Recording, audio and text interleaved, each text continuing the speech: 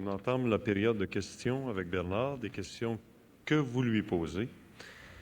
Alors, j'essaie autant que possible de prendre toutes les questions qui sont ici, si le temps nous le permet, puisqu'à 11 heures, on est obligé de quitter les lieux. J'élimine que les questions concernant la vie privée de Bernard. Alors, il ne s'agit pas de faire un trip sur le nombril de Bernard. Alors, tout ce qui concerne les sortes de céréales que Bernard mange le matin, on oublie ces choses-là. Alors, on se lance immédiatement. Il y a quand même pas mal de questions. Alors, Bernard, des réponses assez courtes et précises. L'homme peut-il espérer une aide de la part de Shambhala afin d'atteindre cette lumière? Si oui, de quelle façon? Sinon, pourquoi? Bon, alors, cette question, c'est une question philosophique, c'est une question qui concerne l'humanité. Est-ce que les hommes peuvent s'attendre à une aide de Shambhala? Oui. Est-ce que l'individu peut s'attendre à une aide de Shambhala? Oui, selon l'ouverture de son esprit. Plus les êtres auront un esprit éveillé, ouvert, autrement dit, moins les êtres seront prisonniers des formes traditionnelles de leur éducation à tous les niveaux, plus ces êtres-là auront une vibration qui leur permettront d'entrer en contact avec cette énergie. C'est un problème d'énergie, ce n'est pas un problème psychologique, ni spirituel. Il est très difficile de trouver par soi-même la voie ou tout ce qu'il faut pour arriver là où tout le monde aspire. Est-il possible d'avoir un maître? Il y a dans le monde des maîtres qui travaillent, qui œuvrent pour l'humanité, pour l'évolution de l'humanité, et ces maîtres, sur le plan individuel, rendent de très grands services à l'homme.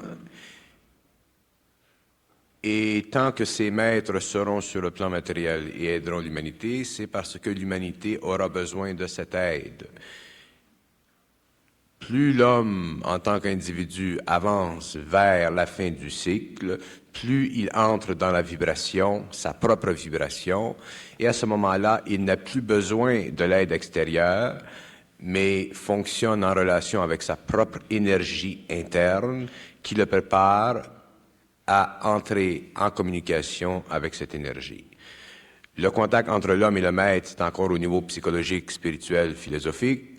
Ensuite vient le point où l'individu entre en contact avec sa propre énergie lorsque les centres s'ouvrent, et à ce moment-là, il va, de par lui-même, de par sa propre énergie, vers cette énergie.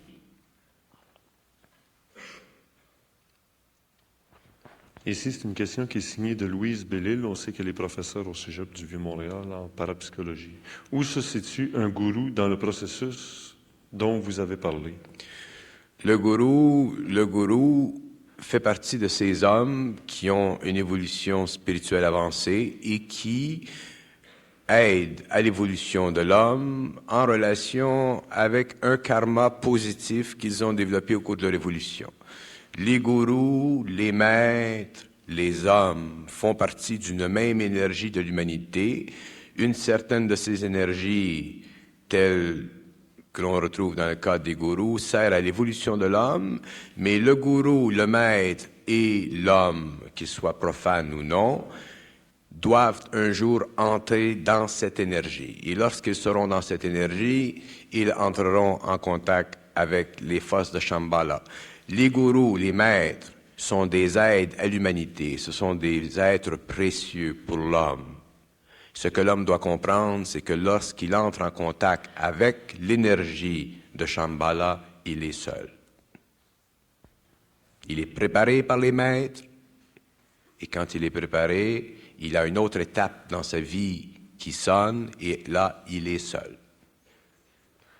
Le roi du monde sera-t-il le dernier à quitter l'Agartha? Et que deviendra le roi du monde? Le roi du monde, lorsqu'il aura terminé ses activités sur la Terre, sera transféré dans une autre partie de la galaxie. Mais le roi du monde ne quittera pas Shambhala, l'Agartha, avant la terminaison du conflit de l'Armageddon. Le conflit de l'Armageddon fait allusion à l'Apocalypse? Non. L'Apocalypse, c'est la fin du cycle de la 5e race, et l'augmentation de la conscience vibratoire cosmique sur la Terre. Et l'Armageddon, c'est le conflit entre les forces de l'Agartha et de Shambhala qui se produira à la fin de la 6e race, au début de la 7e race, lorsque l'homme sera rendu au cycle de l'homme-esprit et qu'il aura commencé son évolution jupitérienne. Bonne nuance, il y a beaucoup de gens qui confondent les deux. Bernard, vous avez déjà mentionné que vous parleriez en public jusqu'en 1984. Pourquoi vous interromprez-vous après? Est-ce la fin ou le commencement de quelque chose? Je cesse en 84 parce que en 84 je serai fatigué. Et je commence en 84, c'est-à-dire que je continue en 84. Je cesse pour continuer, mais je ne ferai plus de commentaires publics. Je m'en vais en Floride.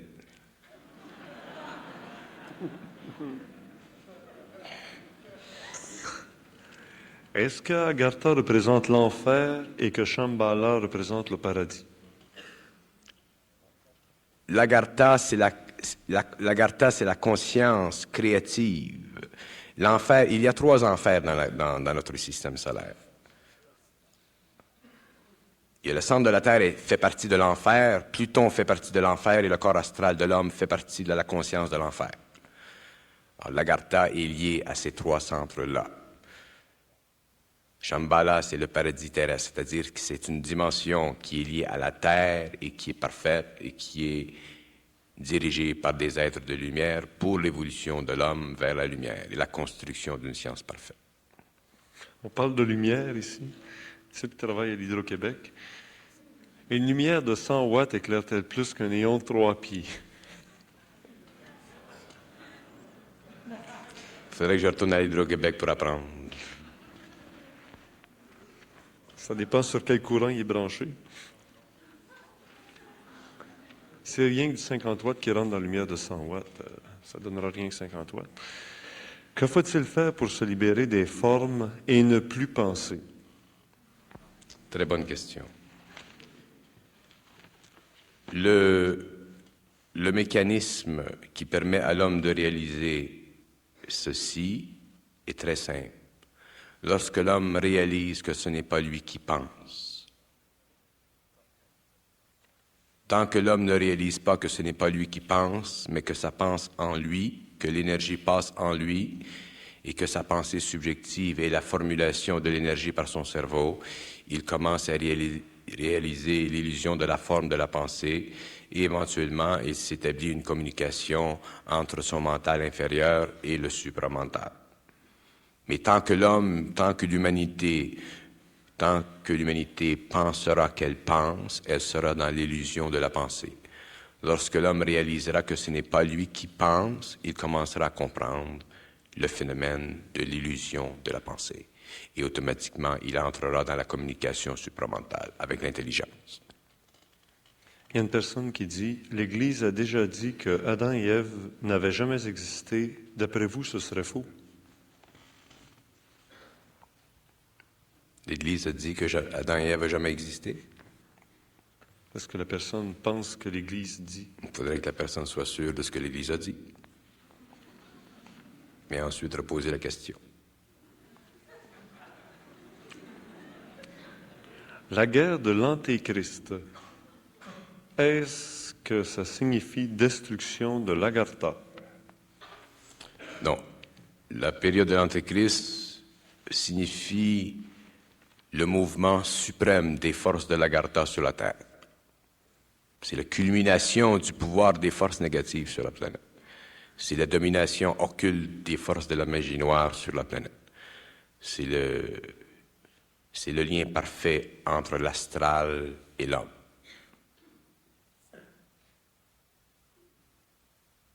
Tout ce qui est lié à l'activité de l'Antéchrist est lié à cette période de l'involution qui fera réaliser à l'homme qu'il entre dans un cycle nouveau. C'est une période extrêmement importante pour l'homme sur le plan émotionnel et sur le plan mental.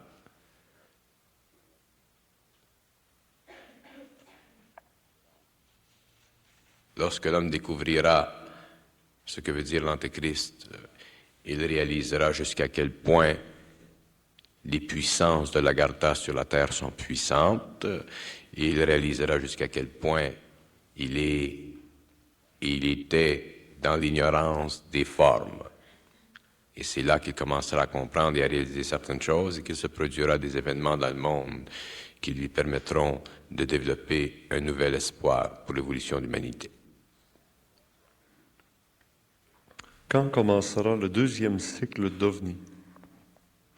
Il commencera en 1987.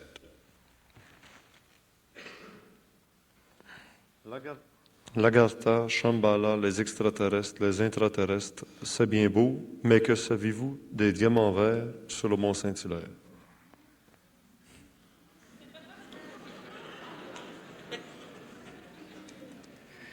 Je suis bouche bée.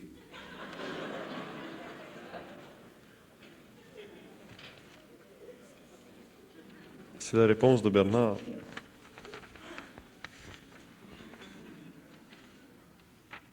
S'en prenez une fois, une question. Mettez bouche bée, Bernard. Quelle différence y a-t-il entre les extraterrestres et les anges?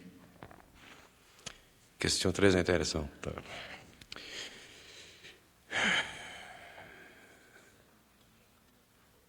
Les extraterrestres, le concept extraterrestre, c'est un concept qui convient à la nature de l'homme. Si l'homme pouvait concevoir que l'homme tel qu'il est n'est pas un homme, mais que l'homme en devenir a le pouvoir de manipuler l'énergie de la lumière et de créer des formes selon son besoin. Alors, la différence entre ce que vous appelez les extraterrestres et les anges est simplement une différence de vibration.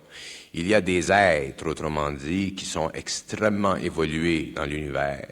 Et ces êtres-là, de par leur évolution, ont le pouvoir instantanément de communiquer à volonté tout partout dans le cosmos. Ces êtres-là sont des anges. Les extraterrestres sont des êtres qui n'ont pas ce pouvoir, qui sont tout de même limités par un facteur de temps et d'énergie et qui représentent des aspects raciaux de l'humanité, mais plus évolués.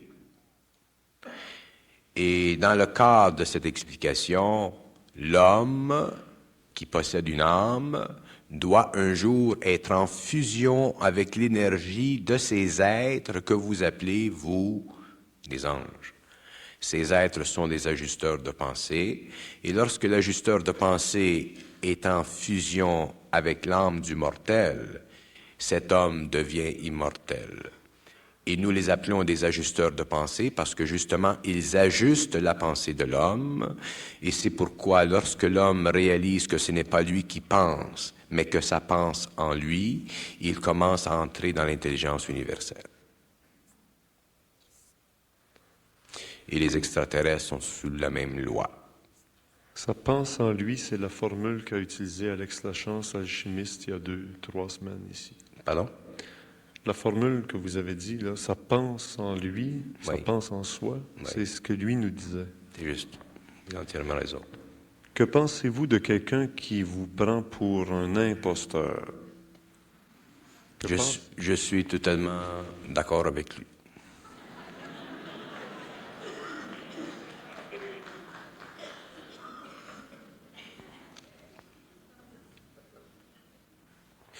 On dit que nous sommes tous des dieux et que l'on ne doit pas l'adorer. Quelle est votre idée à ce sujet? L'homme est un être qui a le pouvoir en lui de la lumière parce qu'il a une âme. Et lorsque l'âme est en union avec cette lumière, l'homme devient créateur.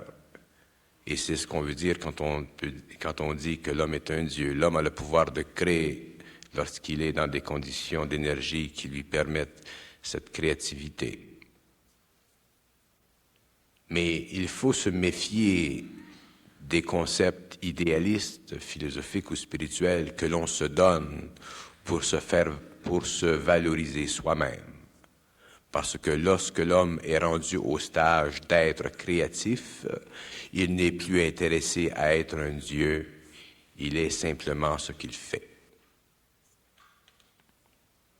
Ça fait partie de la vanité égocentrique de l'homme de vouloir se croire un Dieu, mais ça lui permet, entre-temps, avant de le devenir, de se supporter, de se donner du courage spirituel pour avancer vers le point culminant de son évolution, qui est le passage d'un plan matériel à un autre.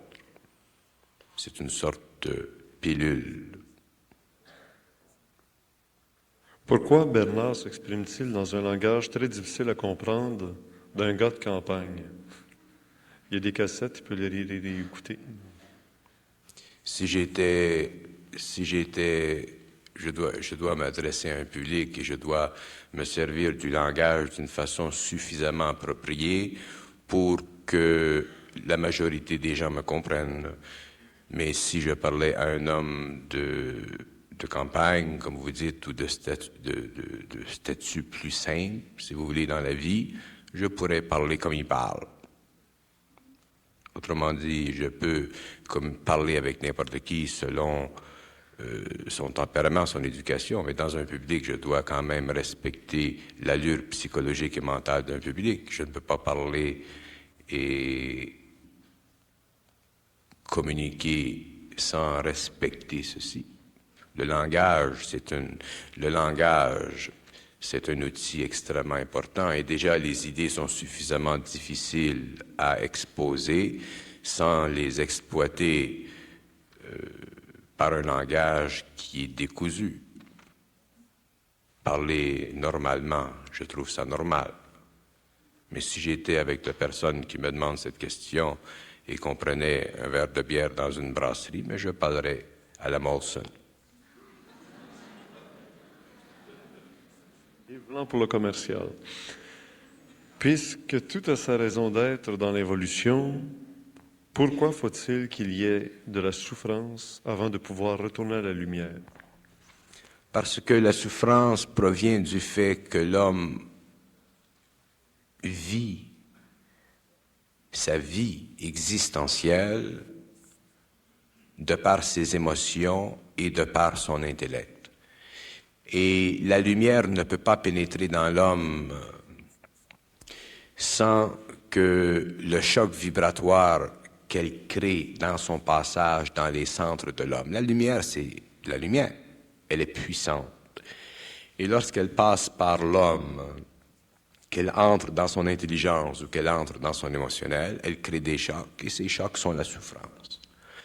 Ce n'est pas que la lumière veut, que l'esprit dans l'homme veut qu'il souffre, mais l'homme est tellement dense, ses éthers sont tellement denses que la lumière ne peut pas passer en lui sans qu'il y ait de choc. Et ces chocs, naturellement, augmentent le taux vibratoire de ces éthers, et c'est ce qui permet éventuellement à l'homme de passer d'un niveau de vibration à un autre. La souffrance fait partie de l'évolution. Elle est terrible, mais elle fait partie des lois de la perfection de la matière. Et lorsque l'homme sera au-dessus des lois de la matière, il ne souffrira plus. Mais la souffrance crée dans l'homme conscient un changement de vibration dans son corps, dans ses corps. Mais lorsqu'elle est vécue inconsciemment, cette souffrance, elle sert simplement de matériel pour l'évolution de l'âme. Ce que l'homme ne comprend pas, c'est que, et ça encore c'est à cause de son éducation traditionnelle, c'est que l'homme a une âme. Et l'âme se sert toujours de l'expérience de l'homme sur le plan matériel pour évoluer. Et ce n'est que lorsque l'homme, au niveau de son ego, devenu esprit, qu'il renverse cette polarité. Et qu'au lieu que l'ego de l'homme, que l'homme soit au service de l'âme, c'est-à-dire qu'il souffre, c'est l'âme qui devient au service de l'homme et l'homme ne souffre plus. L'homme, un jour, lorsqu'il sera dans la lumière, lorsqu'il sera dans les terres, ne souffrira plus parce que l'âme sera à son service et il se servira de l'énergie de l'âme pour créer. Mais tant que l'homme est au service de l'âme, il souffrira. Parce que l'âme se servira des événements de la vie sur le plan émotionnel et sur le plan mental pour évoluer. Mais lorsqu'elle est suffisamment évoluée, l'âme, et qu'il y a fusion avec l'ajusteur de pensée, à ce moment-là, il est donné à l'homme, au niveau de son ego rendu esprit, le pouvoir de se servir de l'énergie de l'âme, et c'est ce qui permet à l'homme de ne plus souffrir et de vivre une vie paradisiaque dans un monde parallèle. Si Bernard doit se reposer en 1984, qui se fatigue, est-ce qu'actuellement il souffre? La fatigue est une souffrance parce que la fatigue, c'est une condition matérielle qui fait que la relation entre le mental et la matière est toujours sous tension. La fatigue, c'est une illusion matérielle. Ce n'est pas réel, la fatigue. Mais la matière est tellement dense que le mental supérieur est obligé de toujours soulever le poids du corps matériel. Et c'est ce qui crée la fatigue. Tant que l'homme vit dans un éther ou dans un monde qui est désharmonieux, il y a de la fatigue.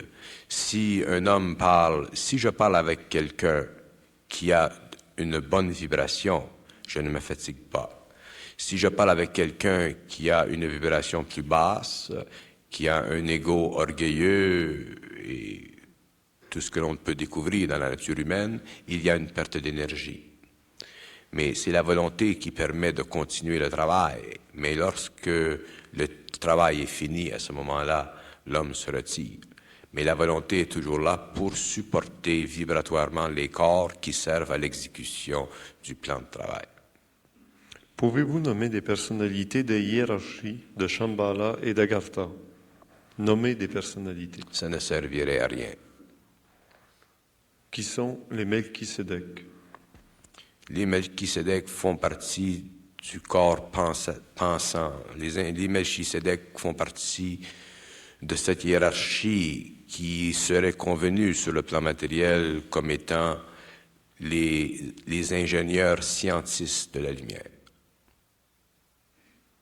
Les Melchisédek sont des êtres qui possèdent une science très avancée de l'évolution et qui travaillent avec Shambhala et qui protègent Shambhala dans le système solaire.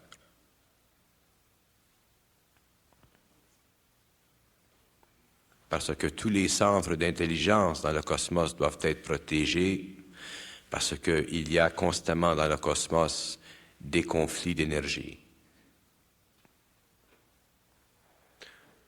Vous avez parlé de la cessation du cycle d'évolution. J'aimerais savoir si elle concorde avec la fin de la mise en quarantaine causée par la rébellion de Lucifer. Oui. La mise en quarantaine durera pendant un certain nombre de siècles. Pendant un certain nombre de siècles, les forces lucifériennes, par le biais de l'Agartha, et ainsi de suite, ne pourront plus infecter l'homme, parce que l'homme sera déjà dans la science. Mais avec l'évolution, avec le temps, les hommes perdront leur capacité de maintenir à un certain niveau leur vibration et éventuellement même les fils de la lumière au début du cycle verront parmi leurs rangs des individus passer dans l'autre camp. Et c'est à ce moment-là que l'homme, à cause justement des pouvoirs des fils de la lumière et aussi de la science qui sera extrêmement avancée dans ces temps-là, c'est à ce moment-là que la Terre connaîtra la plus grande période de magie noire, de conflit, de combat entre la magie noire et la magie blanche. Il y a dans toutes les civilisations qui sont très avancées ont ce que l'on appelle le droit d'aîné. Ceci veut dire qu'une civilisation qui a le droit d'aîné ne peut jamais descendre, ne peut jamais évoluer. Elle évolue à l'infinité. Mais l'humanité, l'homme n'a pas encore le droit d'aimer. Et l'humanité aura le droit d'aimer après la 7e race de l'homme. Et après cette phase de l'évolution, il n'y aura plus de perte d'énergie dans la conscience universelle sur la Terre. Et l'homme continuera à évoluer. Il n'y aura plus de cycle parce qu'il n'y aura plus de karma sur la Terre.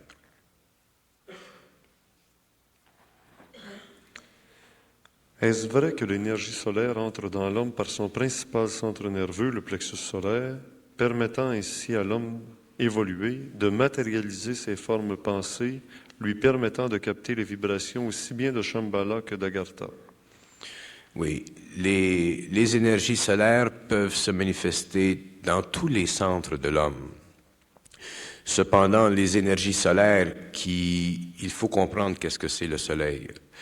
Le soleil, c'est au-delà de sa forme matérielle, c'est un esprit.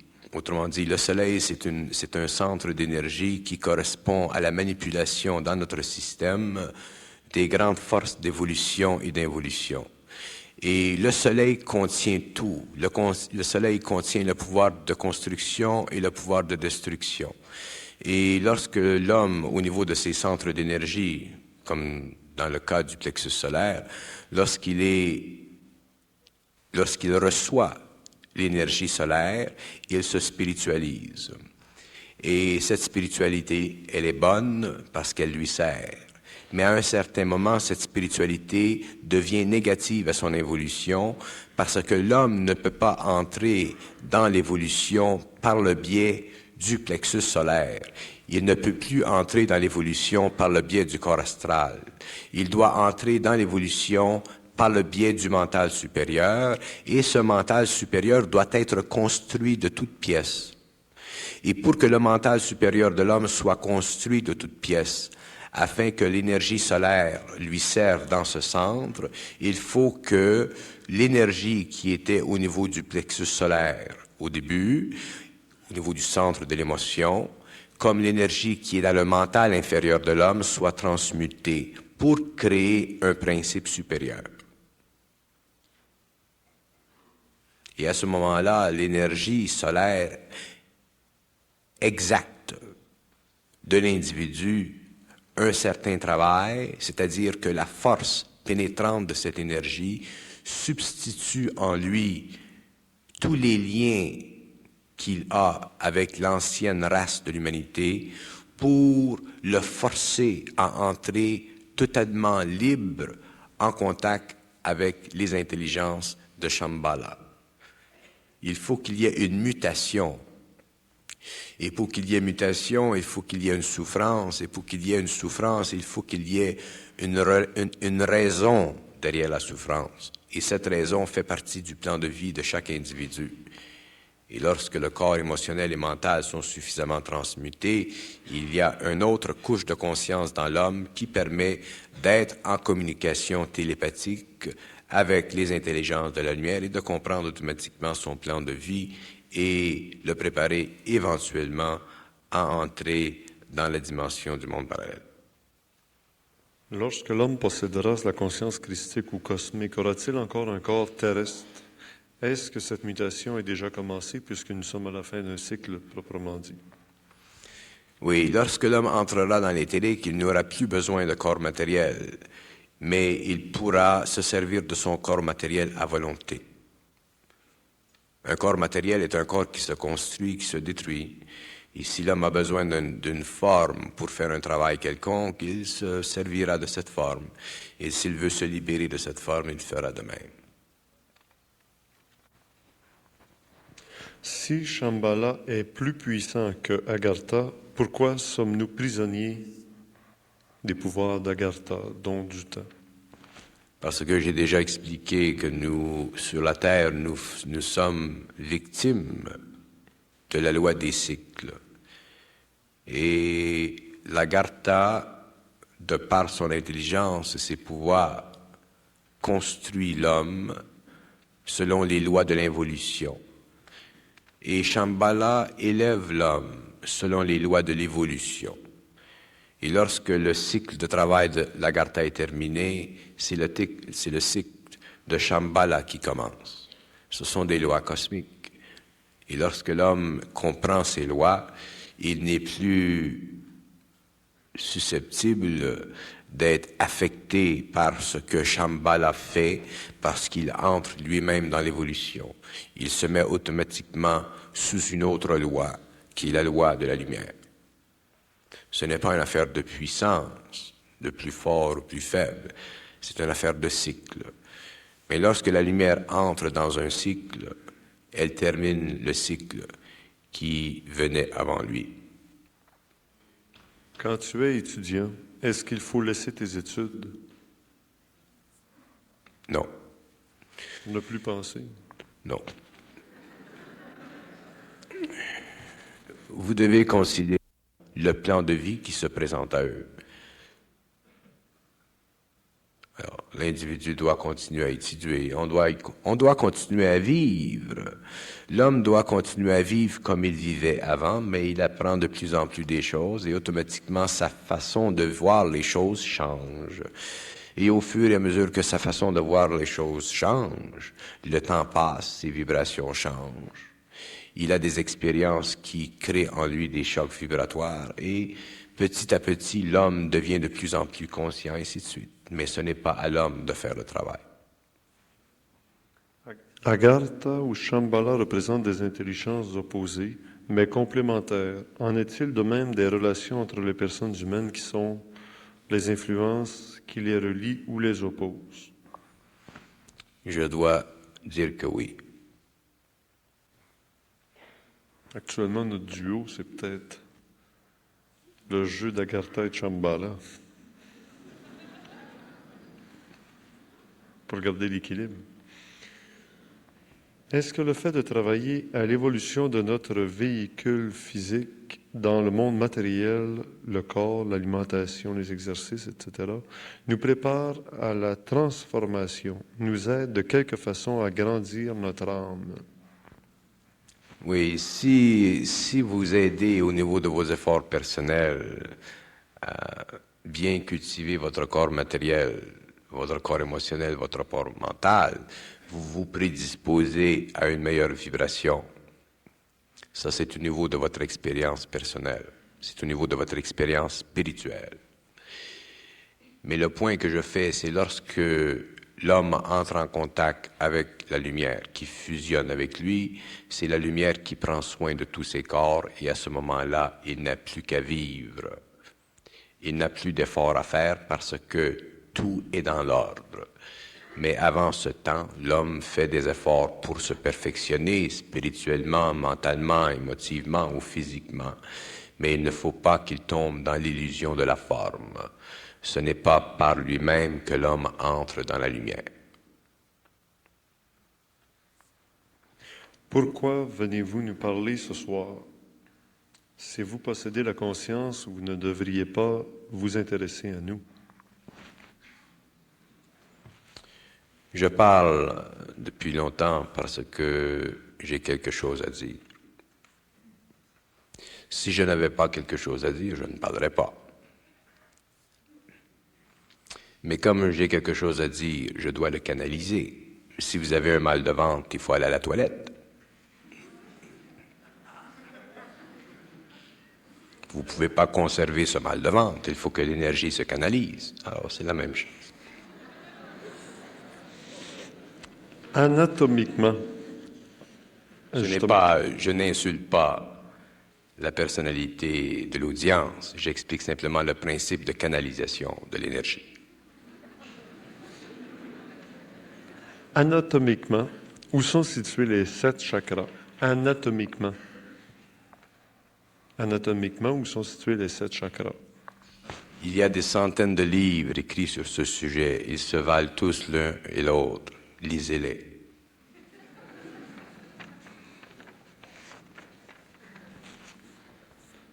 Il y a des gens qui viennent avec des dactylos, hein? Parce qu'il y a des questions écrites au dactylo.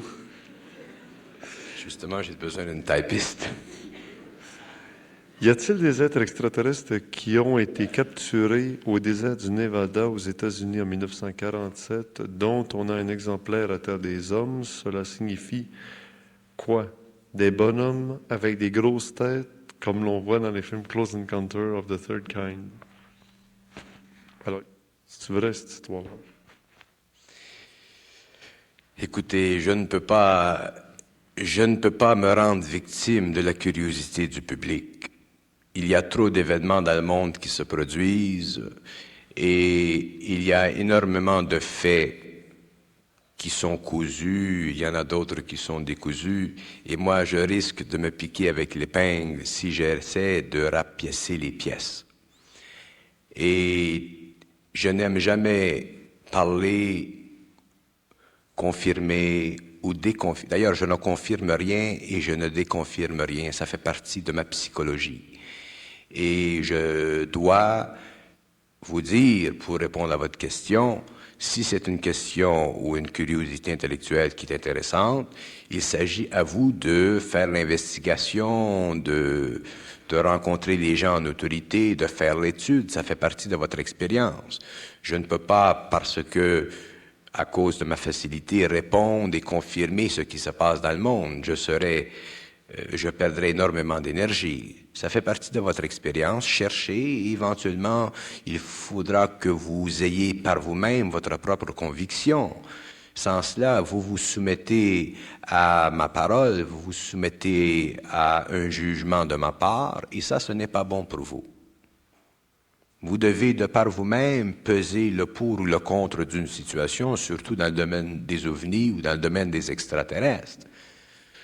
Les mystères de l'humanité deviendront de plus en plus apparents à l'homme de science comme au profane, et ça fait partie de l'expérience de l'homme, et ça fait partie de l'ouverture de l'esprit de l'homme sur l'impossible. Alors, si je ne réponds pas, c'est pour ces raisons-là. Y répondre ne vous aidera jamais parce que y répondre vous forcerait simplement à vous enraciner dans une forme qui vous sécuriserait sur le plan intellectuel ou sur le plan émotionnel. Si vous voulez savoir quelque chose, mettez-vous en contact avec les agences gouvernementales, faites une recherche, il y a des organismes qui s'occupent de ça, et éventuellement, vous verrez jusqu'à quel point des choses sont cachées ou d'autres choses sont à la disposition du public, et ça vous permettra en attendant de canaliser vos énergies. Alors, précisément pour l'affaire des ovnis du Nevada, il y a un livre qui s'est écrit qui s'appelle Le cas Roswell. C'est un cas en point. On a Richard Glenn. Je ne dis pas que Richard Glenn, c'est une autorité mondiale dans le domaine des ovnis, mais je sais que Richard Glenn a suffisamment d'intérêt cadre, d'intérêt sérieux envers ce domaine, qu'il a contact avec des gens qu'il connaît, qui ont eu des expériences, ainsi de suite. Et c'est une personne qui peut être beaucoup plus apte à répondre à vos questions dans ce domaine-là que moi-même. Mais d'un autre côté, il faut réaliser aussi qu'il a ses activités et qu'il ne peut pas non plus perdre beaucoup d'énergie dans ce plan-là. Il faut que les gens fassent leurs études, qu'ils recherchent, parce qu'en recherchant quelque chose, vous pouvez découvrir quelque chose qui peut être intéressant pour plusieurs personnes. Vous ne me croirez pas, mais la question est là. Qu'avez-vous mangé pour le déjeuner? On va leur faire la publicité, c'était sur un papier qui est marqué Purina. Vous voulez peut-être qu'on parle de ça? Qu'avez-vous mangé pour le déjeuner? J'ai pas mangé beaucoup, je peux vous dire ceci. J'ai pas mangé beaucoup. J'ai mangé du griot. Purina. Est-ce que l'être supersensoriel existe? L'être quoi? Attendez, est-ce que le...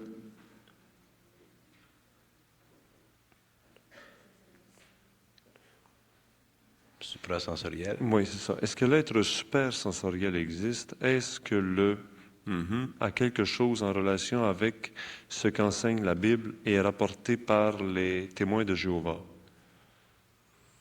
Mais qu'est-ce que c'est le mot, là? Est-ce que le corps... La personne qui a écrit la question, peut-être.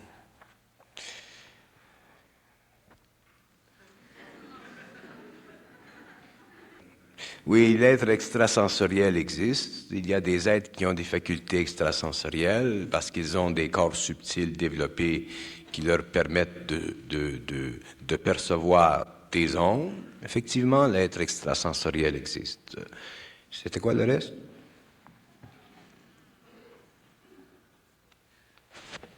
Est-ce que le cosmique a quelques relations avec ce qu'enseigne la Bible? Effectivement, il y a une relation entre le cosmique et la Bible, mais la Bible, vous remarquez que la Bible a été écrite pour des gens, pour des hommes qui étaient extrêmement primitifs et tout était caché derrière des paraboles, tout était caché derrière un langage extrêmement convoluté.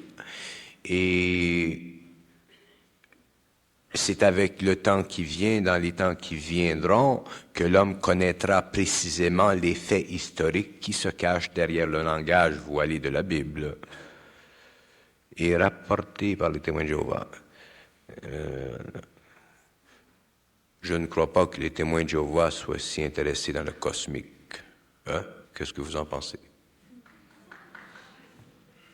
Ils sont intéressés dans la Bible. Mais le cosmique, les ovnis, ça fait pas partie. C'est difficile à comprendre. Pourtant, je suis très simple. Je m'explique dans des termes très simples. La raison pour laquelle je suis difficile à comprendre, c'est parce que vous essayez de me comprendre. Lorsque vous cesserez d'essayer de comprendre, vous me comprendrez. C'est ça que je dis depuis tellement longtemps. C'est parce que vous essayez de comprendre que vous avez de la difficulté à comprendre. Il n'y a rien à comprendre. Tout est dans l'homme, tout est énergie et passe par le mental de l'homme. Il n'y a rien à comprendre. Et lorsqu'on a compris, qu'on a détruit l'attitude d'essayer de comprendre, c'est là qu'on commence à comprendre. Je ne suis pas difficile à comprendre. Je me comprends.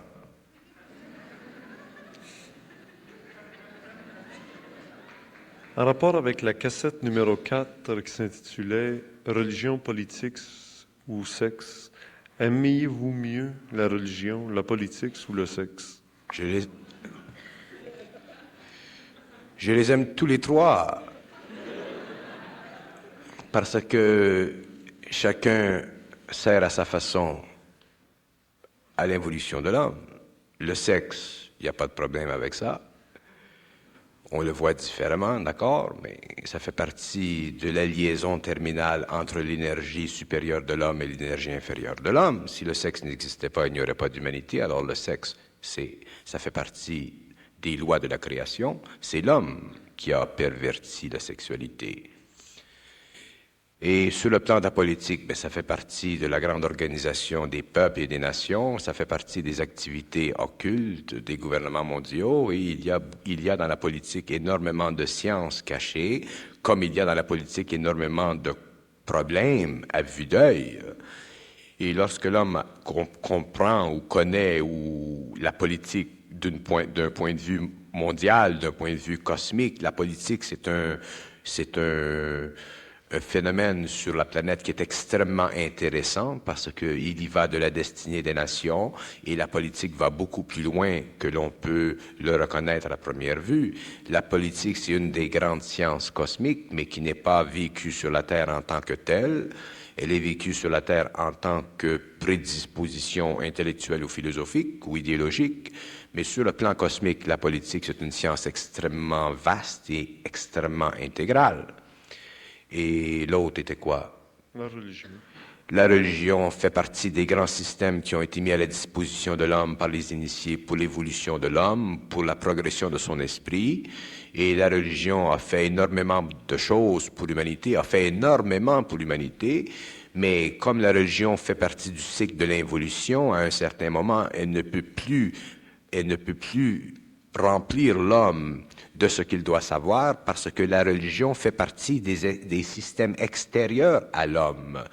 Et c'est d'ailleurs la différence entre l'homme de demain et l'homme d'aujourd'hui, c'est que l'homme de demain ne sera pas amené à l'évolution par l'extérieur, ni sexuelle, ni politique, ni religieuse, mais il sera amené à l'évolution par l'intérieur, à tous les niveaux, par la lumière. Vous avez déjà dit qu'il y a des personnes négatives qui sont exploitées par des êtres dans l'astral qui se servent d'elles pour leur évolution. Que peuvent faire donc ces personnes pour s'en sortir et se sentir mieux? Le grand combat entre l'homme et l'astral se résume à deux choses. La première chose, c'est la volonté. La deuxième chose, c'est de ne pas se laisser embobinés. C'est pourquoi je dis toujours qu'il ne faut pas croire. Lorsque l'on comprend l'importance de ne pas croire, je ne dis pas nier, je dis de ne pas croire, qui est un état mental. À ce moment-là, on se libère de l'astral. Mais l'astral est très puissant chez l'homme, surtout chez les gens sensibles, chez les gens de grande sensibilité. Et souvent, il y a des communications entre l'astral et l'homme doit se servir de sa volonté et du fait qu'il a la capacité de ne pas croire ce qui se dit en lui, dans ce qui lui vient en lui, pour ne pas être exploité par ses forces. Mais la volonté, c'est le premier outil. Et l'homme a très peu de volonté parce que l'homme a un corps de désir extrêmement sensible, extrêmement réactif. Et l'homme a tellement le désir, veut tellement, que c'est là qu'il se met les pieds dans les plats. La volonté, c'est essentiel dans la vie. D'ailleurs, je vais vous dire une chose. L'homme découvrira qu'il y a 2 principes sur 3 qui seront vécus sur la Terre cosmiquement. L'intelligence et la volonté. Le principe de l'amour cosmique ne sera jamais vécu et connu sur le plan matériel. Si l'homme vivait le principe cosmique, l'énergie du principe dans son corps matériel, il souffrirait énormément parce que ce principe est affecté à l'éther. Mais l'homme peut, sur le plan matériel, vivre du principe cosmique de l'intelligence et de la volonté. Et lorsqu'il vit de ces principes, il détruit tout ce qui est astral en lui et il se prépare à l'éthérique. Où il peut ensuite se servir de l'énergie de l'amour pour créer des formes harmonieuses et qui servent la civilisation de l'homme. Et vous nous avez déjà dit que les 3 manifestations des élèves principaux, c'était l'intelligence, la volonté et l'amour. Oui. Que d'autres appellent Dieu, c'est ça. C'est juste. Dieu en 3 personnes, c'est ça. Oui. Que pensez-vous du livre Le lien universel? Le lien universel, c'est un livre qui crée dans l'humanité aujourd'hui des pensées nouvelles, qui soulèvent dans l'homme des sentiments spirituels nouveaux et qui aident à l'évolution de l'humanité. Que pensez-vous de cette phrase « Notre corps physique est le produit de ce qu'on mérite » ?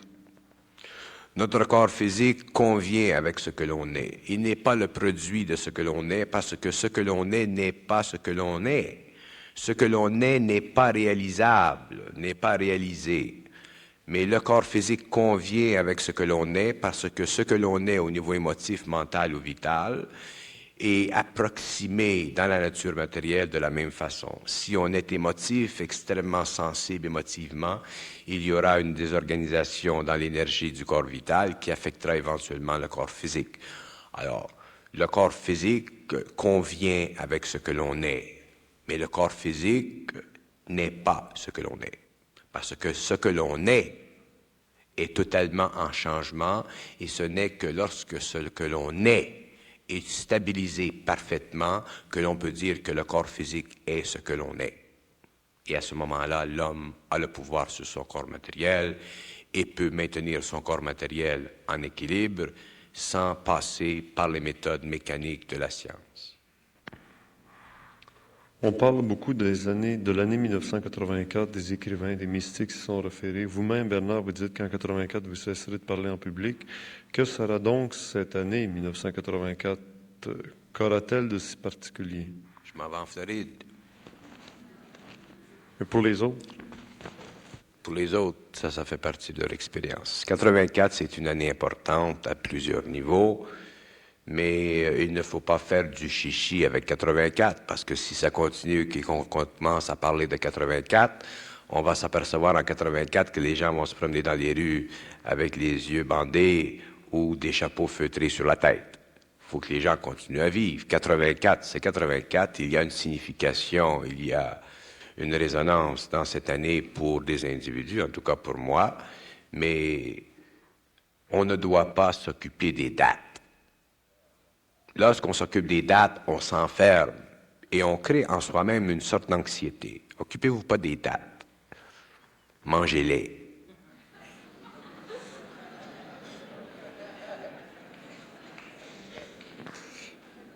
Qu'est-ce que l'esprit?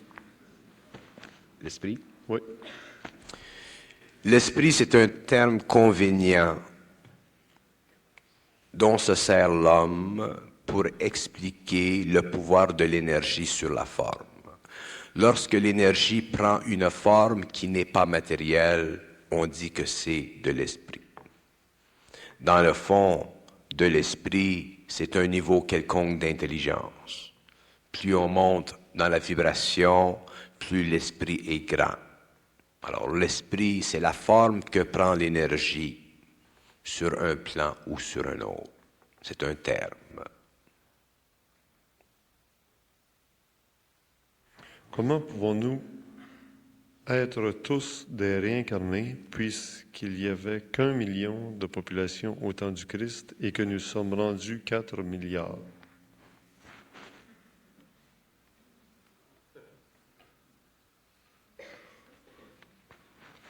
C'est la question que beaucoup de gens se posent quand on parle de la réincarnation. Il y a une réponse? Le problème de Malthus. S'il y avait sur la Terre 4 milliards, 5 milliards d'habitants, il y aurait dans les visibles des milliards et des milliards et des milliards d'habitants. Il y a dans l'invisible plus d'êtres qu'il n'y en aura jamais sur les planètes habitées. Alors il y a toujours du monde pour fournir sur ce côté de l'espace. Alors même si au temps du Christ, il y a X nombre de gens, de l'autre côté, il y en a énormément qui attendent, qui font partie d'un cycle lié à la planète Terre, et il y en a qui viennent d'autres systèmes solaires. Et inquiétez-vous pas, il ne manquera jamais d'hommes sur la Terre. Et il ne manquera jamais d'esprit pour entrer dans les enveloppes charnelles. Les habitants du Québec, les Québécois, sont-ils le peuple élu par Shambhala, puisque certains ont dit qu'un tiers de la planète de l'humanité sera détruit et non le Québec? Je ne réponds pas à cette question parce que cette question est justement le genre de question qui font que les gens se prennent pour le nombril du monde. Et lorsque on se prend pour le nombril du monde, on perd vision de soi-même. J'ai déjà dit que Québec a une importance dans le plan de l'évolution et ceux qui sont plus avancés dans leur intelligence interne peuvent savoir, comprendre, saisir des choses concernant le Québec. Mais il ne s'agit pas de faire du Québec une terre promise. Quand Jésus parle de son Père qui est dans les cieux, de qui veut-il parler? Le Père qui est dans les cieux, c'est la lumière qui est dans sa volonté. La volonté du Nazaréen, c'est le Père.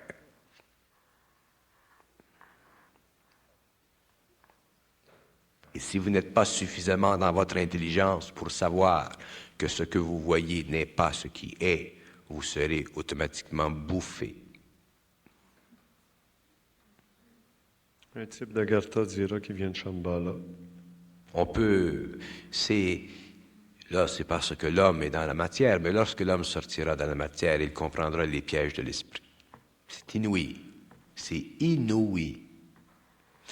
Moi, je connais des gens qui sont très avancés dans l'ésotérisme, dans l'occulte, qui sont très avancés dans le mouvement intérieur de leur esprit et qui ont, pendant très longtemps, même conçu que ce qu'ils sentaient, ce qu'ils croyaient, ce qu'ils voyaient, ce qu'ils percevaient était l'ultime de la réalité dont ils prenaient possession dans leur déplacement sur ces plans de l'esprit. Et un jour, lorsque nous avions de petites conversations amicales, je leur faisais même réaliser que ces grandes dimensionnalités de ce qui apparaît comme étant le réel absolu étaient des fausses représentations du monde astral. Ça va très loin, mais ça fait partie de l'expérience de chacun. Et on me demande pourquoi je parle en public, c'est justement pour ceci que je parle en public. La sensibilité est-elle un aliment pour l'ego et par le fait un obstacle à la conscience? Très intelligent. La sensibilité est un aliment par l'ego, elle sert à l'évolution de l'homme, elle fait partie de la vibration de l'âme dans l'homme, elle est très belle, elle est très grande, elle est très bonne, mais elle est dangereuse si à un certain point, elle n'est pas conscientisée. Parce que si elle n'est pas conscientisée, la sensibilité, il se produira dans l'homme une défaillance de la volonté et une défaillance de l'intelligence et une augmentation suffisamment sensible de l'illusion du principe de l'amour. Et c'est par l'amour, c'est par l'illusion du principe de l'amour que les hommes découvriront la faiblesse de leur volonté et de leur intelligence. L'amour, dans sa forme dégradée, devient du sentiment. L'amour, dans sa forme parfaite, est une énergie qui crée. Mais l'homme ne peut pas vivre l'amour dans sa façon parfaite, alors il la vit d'une façon dégradée, et dans le sentiment, il y a beaucoup d'amour spirituel, et cet amour spirituel qui est dégradé diminue la volonté et l'intelligence et rend l'homme susceptible d'être infecté par l'astral. Bernard dit que la sensibilité de l'homme l'empêche d'évoluer. Que dire du fait que l'homme doit être sensible pour sentir les vibrations qui le feront évoluer? Faites, s'il vous plaît, le point sur la sensibilité de l'homme. Je viens d'expliquer les deux aspects de la sensibilité. La sensibilité fait partie de la vibration de l'âme dans l'homme, mais l'homme n'étant pas conscient. L'homme n'étant pas conscient de l'âme, l'homme n'étant pas conscient à cause du fait que son ego, son intellect et son sentiment fait interférence avec cette énergie, la manipule à sa façon pour son propre bénéfice personnel, se met en danger de sensibilité. Par contre, il y a des gens qui sont suffisamment dans la volonté et qui sont suffisamment dans l'intelligence pour se servir de leur sensibilité pour percevoir d'une façon de plus en plus précise les contours éthériels du réel. Alors la sensibilité, c'est un couteau à deux tranchants. C'est comme n'importe quoi. Tout est un couteau à deux tranchants dans la vie. L'amour, c'est un couteau à deux tranchants. L'inquiétude, c'est un couteau à deux tranchants. La charité, c'est un couteau à deux tranchants. Tout est un couteau à deux tranchants. Un tranchant aide l'homme, un autre tranchant le détruit, et c'est à l'homme de savoir, de connaître, de comprendre l'équilibre entre les deux tranchants pour qu'il ne soit jamais affecté par la lame du couteau, mais simplement se reposer dans l'esprit de la matière du couteau. Et l'esprit de la matière du couteau, c'est l'esprit de l'intelligence et de la volonté qui fait comprendre à l'homme les normes, les limites abusives ou naturelles de la sensibilité comme de l'amour. Ce que l'homme a le plus de besoin dans la vie, c'est de la psychologie réelle, c'est-à-dire de la volonté et de l'intelligence en pulsation constante en lui et qui travaille en lui pour l'élever au-delà de la dualité dont il est, dans certains cas, victime. De plus de joie.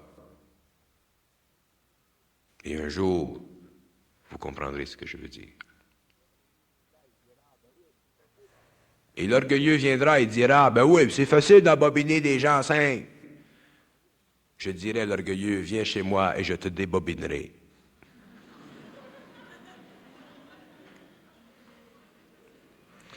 La création a-t-elle un but? La création, c'est un processus d'évolution cosmique. Et demander si elle a un but, c'est demander s'il y a une raison pour la création. Demander quelque chose, c'est chercher à comprendre. Lorsque l'homme sera dans la vision des choses, dans la vision du processus, dans la compréhension des lois, dans la vision parfaite de toute cette évolution des choses, il verra que la création a de l'intelligence, a de la volonté, a de l'amour, qu'il y a de ces trois principes dans la création et qu'il y a aussi d'autres principes qui ne sont pas encore manifestés. La création, ça fait partie de la vie, ça fait partie du mouvement de la vie, ça fait partie de l'intelligence de la vie, de la volonté de la vie, de l'amour de la vie. Mais l'ésotérisme au féminin, ça me fait rire. Tu comprends, toi?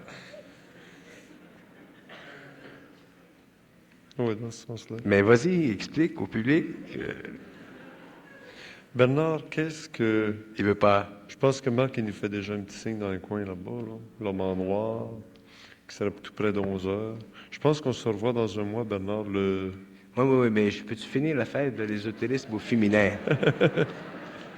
Ben tiens, le sujet de... Qu'est-ce qu'on a parlé à l'Université de Montréal de l'ésotérisme au féminin? Pardon? Qu'est-ce qu'on a parlé à l'Université de Montréal? Oh bon, OK, je lis la réponse. Elle vient de venir. Je vais vous dire une chose. C'est par les femmes dans le monde entier que le courant de l'énergie passera. Ça fait plaisir aux femmes? C'est par les femmes que l'énergie, et regardez les sociétés ésotériques, les groupes ésotériques, il y a plus de femmes que d'hommes.